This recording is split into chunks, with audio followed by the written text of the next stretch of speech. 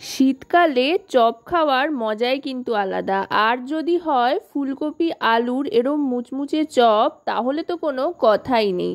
এর জন্য প্রথমেই ফুলকপিটাকে এরম ছোট ছোট টুকরো করে কেটে নিতে হবে। রান্নাবাটির পক্ষ থেকে সকল দর্শক বন্ধুদের স্বাগত জানিয়ে শুরু করছি আজকের এই দারুণ মজাদার ফুলকপি আলুর চপের রেসিপি। এর জন্য ফুলকপিটা কেটে সরিয়ে রেখেছি। এবার একটা স্পেশাল মশলা তৈরি করে নিচ্ছি। এই মশলায় দিয়ে দিয়েছি ধনে, জিরে আর শুকনো লঙ্কা, যেটা খালি খোলায় ভেজে গুঁড়িয়ে নিতে হবে। আর এদিকে গরম জলে সেদ্ধর জন্য বসিয়ে দিলাম ফুলকপি আর আলু। ডুমো ডুমো করে কেটে নেওয়া আলুর সাথে ফুলকপি একসাথেই বসিয়ে দিয়েছি। সম্পূর্ণ ভালো করে সেদ্ধ করে নিতে হবে। আর এতেই দিয়ে দিচ্ছি হলুদ, এতে করে বেশ সুন্দর একটা রং আসবে। আর ফুলকপি সেদ্ধর সময় হলুদ দিলে কিন্তু সেটা বেশ ভালো হয়। আর তার সাথে দিয়ে দিলাম নুনও, এতে করে তাড়াতাড়ি নরম হয়ে আসবে ফুলকপি আলু সবটাই। মোটামুটি 5 মিনিট মতো ঢাকনা চাপা দিয়ে সেদ্ধ করে নেওয়ার পর এবার জল ছেঁকে তুলে নেব। সেদ্ধ কিন্তু হয়ে গিয়েছে, দেখুন আলুগুলো নরম হয়ে গিয়েছে, ফুলকপিটাও নরম হয়ে গিয়েছে খুব সুন্দরভাবে। এবার যেহেতু এখন এটা বেশ গরম রয়েছে, তাই হাতার সাহায্যে এভাবে ভেঙে নিচ্ছি। একেবারে ম্যাশ করে নেওয়ার প্রয়োজন নেই, আলু ফুলকপি দুটোই এভাবে আধ ভাঙা করে ভেঙে নিচ্ছি। ভেঙে নেওয়ার পর এবার কড়াইতে সাদা তেল গরম করে দিয়ে দিচ্ছি টমেটোর টুকরো। এখানে একটা মাঝারি সাইজের টমেটো কেটে নিয়েছি রাফলি।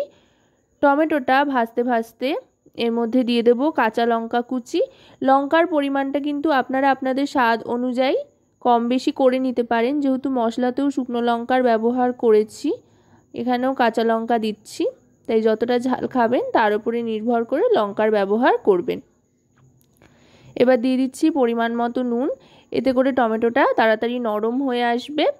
তবে নুনের পরিমাণটা কিন্তু এখানে একটু বুঝে দিতে হবে, যেহেতু ফুলকপি আলু সেদ্ধর সময়ও নুনের ব্যবহার করেছিলাম।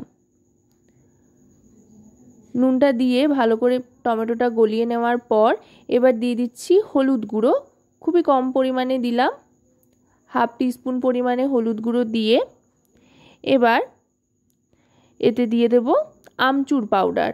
এতে করে বেশ একটা চটপাটা খাট্টা মিঠা ব্যাপার আসবে। যে কোনো চপের পুরে কিন্তু এই মশলাটা দিলে দারুণ লাগে। এবার দিয়ে দিলাম চিনি স্বাদ মতো, টক মিষ্টি সমস্ত ফ্লেভারই এতে থাকবে। এবার আধ ভাঙা আলু আর ফুলকপিটা দিয়ে দিচ্ছি, দিয়ে ভালো করে কষিয়ে নেব। গ্যাসের ফ্লেমটা কিন্তু মিডিয়াম টু লোতে রেখে পুরটা তৈরি করতে হবে।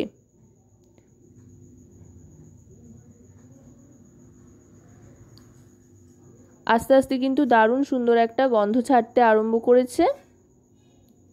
ভালো করে এভাবে মশলার সাথে মাখিয়ে নেওয়ার পর দিয়ে দিচ্ছি ধনেপাতার কুচি। শীতকালে যে কোনো চপ কাটলেটের জন্য কিন্তু ধনেপাতার কুচি মাস্ট।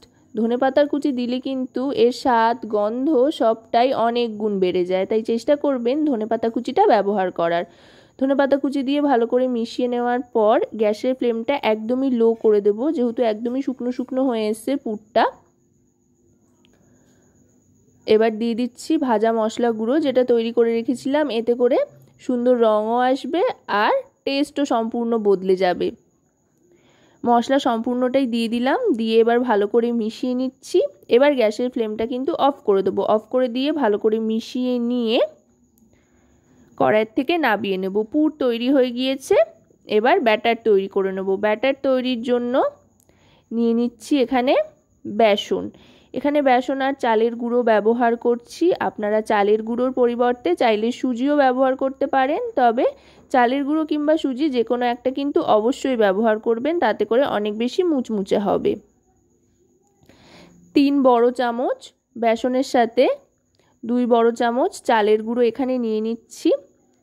এই ব্যাটারটা বেশ মোটা করে তৈরি করতে হবে, একটু গাঢ় হবে, তাই বেসন আর চালের গুঁড়োর পরিমাণটা কিন্তু একটু বেশি করেই নিয়েছি। তারপর দিয়ে দিলাম হলুদ গুঁড়ো 1 টিস্পুন পরিমাণে, আর তারপর নিয়ে নিচ্ছি কাশ্মীরি রেড চিলি পাউডার, এটাও 1 টিস্পুন পরিমাণে নিয়ে নিলাম।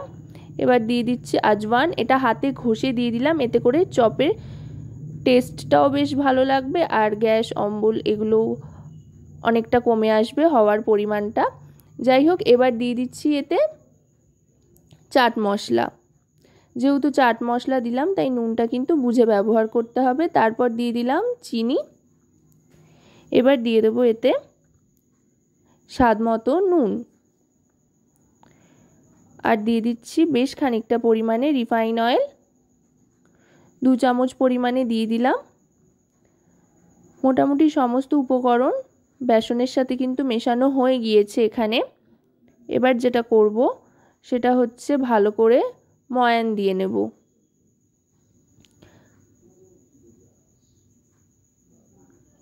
যত ভালো করে ময়ান হবে বেসনের, ততই কিন্তু ভাজাটা মুচমুচে হবে। ভালো করে ময়ান দিয়ে নিয়ে এবার অল্প অল্প করে জল দিয়ে বেশ ঘন একটা ব্যাটার তৈরি করে নেব। একবারে অনেকটা জল দিলে কিন্তু পাতলা হয়ে যাওয়ার একটা সম্ভাবনা থাকে, তাই অল্প অল্প করে জল দিয়ে বেশ এরকম ঘন মোটা একটা ব্যাটার তৈরি করে নিয়েছি। আশা করি আপনারা বুঝতেই পারছেন এর কনসিস্টেন্সিটা কেমন হবে। ব্যাটারটা তৈরি হয়ে গিয়েছে। এবার ফুলকপির আলুর চপের আকৃতি দিয়ে নেব। এভাবে কিন্তু আপনারা কাকলেটও তৈরি করতে পারেন। ফুলকপি আলুর কাকলেট, সেটাও কিন্তু খেতে অসাধারণ লাগে। এভাবে গোল গোল শেপ দিয়ে নিচ্ছি চপের মতো। এভাবে প্রত্যেকটা চপ গড়ে নেব। প্রথমে সবকটা গড়ে নেওয়ার পর এবার ব্যাটারে চুবিয়ে নেব। ব্যাটারটা দেখুন কত সুন্দর গাঢ় হয়েছে, ফলে চপের গায়ের থেকে কিন্তু সরে যাচ্ছে না। এবার সাদা তেল গরম করে ছেড়ে দিলাম আস্তে করে। একটু সাবধানে এই কাজটা করতে হবে। সাদা তেলটা ভালো করে গরম করে নিয়ে গ্যাসের ফ্লেমটা মিডিয়াম টু লোতে রেখে চপগুলো ছেড়ে দিচ্ছি।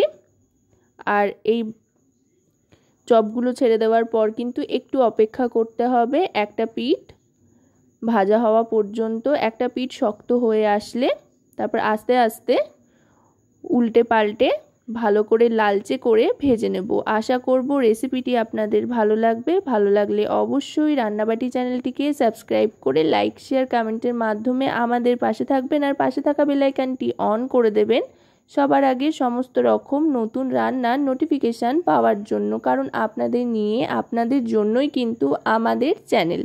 তাই আপনাদের লাইক শেয়ার সাবস্ক্রাইব কিন্তু আমাদের অনেক অনেক উৎসাহিত করে নতুন নতুন ভিডিও তৈরির জন্য।